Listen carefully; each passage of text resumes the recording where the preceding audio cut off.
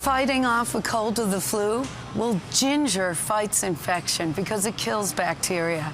It also aids digestion and prevents nausea.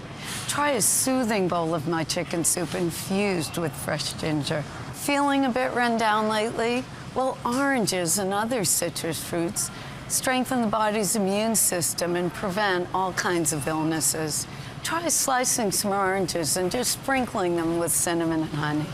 Want to keep your family from getting sick?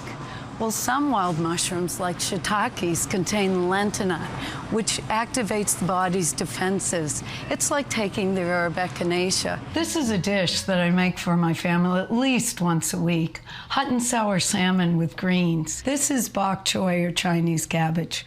And you could use any type of cabbage or green vegetable in this recipe. First, I'm adding the bok choy to the bowl, and the bok choy has been rinsed and cut into pieces about 2 inches long. Then we're going to add ginger, which has been cut into fine shreds, and scallions. And for this dish, we're using the greens and the white. And once again, cut into fine shreds. And then you basically just toss the scallions and the ginger together to flavor the vegetable. This is a really neat way to cook the salmon. You take a heat-proof plate, put it in a roasting rack, which has a little bit of a trivet, and then you just arrange the cabbage or bok choy with scallions and ginger right on top. Simply place 2 salmon steaks, or however many you're cooking, on top. This is going to be covered with aluminum foil. It's going into a 450 preheated oven for 7 to 9 minutes. But before you cook, you want to add some boiling water to create some steam. Now, if you weren't cooking this in the oven, you could do it right on top of the stove. Here's a simple dipping sauce you can prepare while the salmon's cooking. You mix together sugar, black vinegar or Worcestershire sauce, soy sauce, and a little bit of chopped garlic. You stir it just until the sugar dissolves, and you have a wonderful sauce that goes over the salmon. And here's what it looks like when it's done. Voila, beautiful. You just spoon a little bit of dipping sauce on top with some steamed rice. This is a wonderful and nutritious meal. Here's a dish you can put together with your family right at the table. It's called 5-spice pork roll-ups, and you can wrap them in lettuce, flour tortillas, or spring roll wrappers. I'm using a piece of center-cut port loin which had been trimmed of fat and gristle, and I'm cutting it into thin slices. Then each slice I'm just cutting into pieces. Now I'm going to make the marinade for the pork. You add dried chili flakes, coriander, this is ground coriander, allspice, and some minced garlic, ginger, not in my book, those are spices, a little bit of sugar, sesame oil, toasted sesame oil, and some soy sauce. This is all mixed together and then added to the pork slices. That'll marinate for about 20 minutes. Once the meat is marinated, you're going to stir fry it. You add a little oil to the pan, and then once it's really hot, then add your pork. You want to stir fry this over high heat until it changes color and it's cooked. And notice that I'm using a pan, not a wok, so you could stir fry in a skillet. Feel free to improvise with what you have at home. And when it's cooked, I then spoon it onto a platter that's been laid with shredded carrots, lettuce, and some bean sprouts. I pour a little dressing on top. Chicken soup is the original food as medicine, and it seems like every culture has their own version. The Chinese make it with ginger, and here's my recipe for clear steamed chicken soup with ginger. What I've done is I've placed some chopsticks crisscrossed across a wok, added some water and heated it until it's boiling. We're going to make the soup in a heat-proof casserole, and all of the ingredients are going to be added to the pot. We have some cut-up chicken, which has been blanched in boiling water just to remove the fat. And then we have some smashed ginger. These are slices of ginger root, smashed. Slices of smashed scallion, and then we're adding some rice wine. And you could use rice wine or sake, and if it's unavailable, you could substitute a high-quality dry sherry. We're then going to add some boiling water. That's going to cover the ingredients. Let me explain clear steaming. Clear steaming is when you place food within a pot and it doesn't come in direct contact with the heat. And what this does is that it brings all of the flavors from the ingredients into the broth so that the broth is very clear and rich.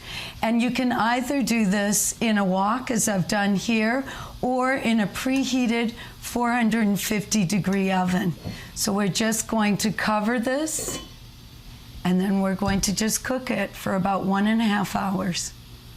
And once it's done, you just lift off both lids, and look, you have a clear, fragrant, oh, smell that, wonderful chicken soup with ginger. And here it is all by itself. But there are a lot of different variations. For instance, with Chinese black mushrooms or dried shiitakes, with jujubes or red dates and Chinese herbs. And here it is with melon and prosciutto. The first thing you want to do is get your pan really hot. Then we're adding a bit of oil. I'm using olive oil, and you want to swirl the oil around to coat the pan. Don't worry that you can see it's smoking a little bit. Next, we're going to add the spinach or any type of green. And this is some sliced garlic going in. You want to be generous with the garlic. It's very thinly sliced. Then we add a little bit of salt. And we're going to really get the heat as hot as possible. You toss this around, add a little bit of rice wine or sake. There we go. And then you just toss until slightly wilted. And that's it. Here I have oranges that have been peeled and cut into 1/2-inch slices. And we're going to add a little bit of honey and a little bit of powdered cinnamon. You just sprinkle it on top. And then you basically just stir to coat. And once the oranges are coated, you're going to let this sit for about 15 minutes, and then it's done. Then put it on a plate. And there you have it, cinnamon, honey, orange slices. Cilantro is a wonderful herb that promotes circulation, which helps keep your body running smoothly. So we're going to grill these scallops, but first we're going to marinate them in a simple marinade made of rice wine, soy sauce, minced ginger, and a little bit of toasted sesame oil. Just mix them, let them sit for about 20 minutes, and then you can skewer them with the peppers. One important cooking point, soak the skewers in water to make certain they don't burn when you grill them. After the scallops have been marinated, you alternately thread them with the peppers on a bamboo skewer. And then they're ready for grilling. Grill the scallops until they're lightly browned on each side, lightly brushing them with the marinade.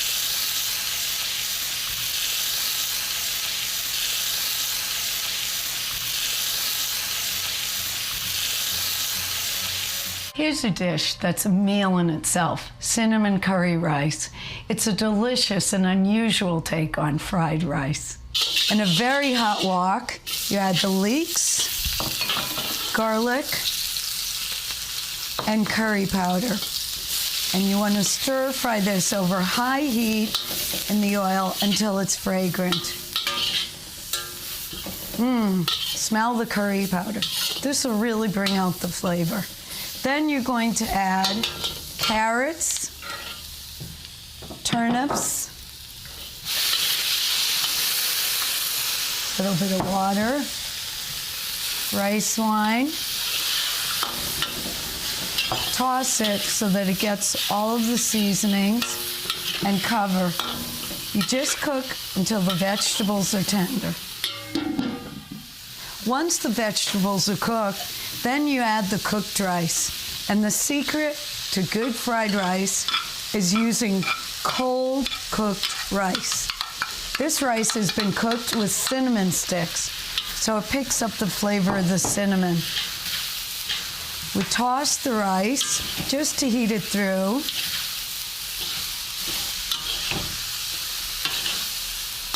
And combine the seasonings.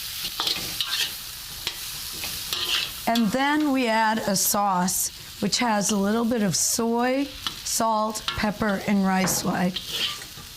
And for some color, some peas. This is tossed about, and it's done. This is lovely as a meal in itself or as a side dish. This is a recipe that I got from my best friend, Debbie. It's a banana cranberry cake, and believe it or not, it's steamed. We're gonna make the cake in a 10-inch spoon pan, which I've generously greased with melted butter. Here I have 3 eggs, which have been beaten until they're tripled in volume. I'm adding sugar, and once again, we're going to beat this until it forms a ribbon. Once you have a ribbon, you add mashed bananas, some yogurt. This is going to give the cake its lightness, melted butter,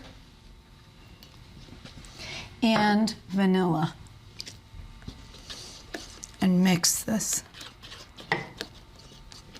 Then you're going to fold in the flour mixture, which is flour, baking powder, baking soda, cinnamon, and salt. This is folded into a smooth batter. And last, I add the cranberries. These are frozen cranberries. You take them frozen, put them in a food processor, add 1/4 cup flour. The flour absorbs the juice from the cranberries. And you pulse, turning the machine on and off. Then just add them frozen right into the batter. The batter is then poured into the greased bun pan, and it's going to steam over boiling water for 50 minutes to an hour.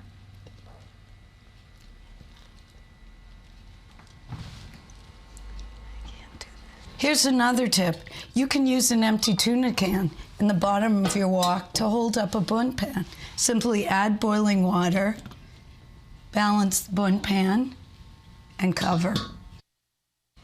And here's my good friend Debbie's steamed banana cranberry cake. Yum.